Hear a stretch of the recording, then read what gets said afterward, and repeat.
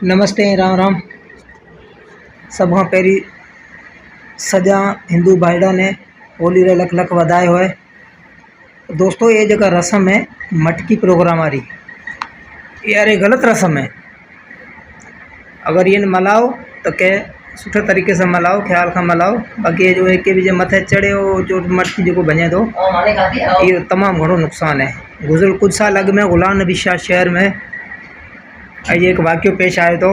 मां अखियां ॾिठी बात है तो हमारा जो पीढ़ी ते हलियो गयो और जो कंध लगी हेठी तो कि हेठे हमारा जेका था लोडा लोडा में आई और पग पग जो था भिनोड़ा था हमारा जो है रंग पानी आले में भिनोड़ो तो खिरो हेठो जो कंध मिणको लगो हलियो गयो। काफ़ी दोस्तान ने खबर है गुलाम नबी शाह शहर में भेल कम्यूनिटी रो एक छोकरो फौरन जो है अपने हकीकी मालिक का जा मिलो वहाँ घर में कहराम मचे गयो।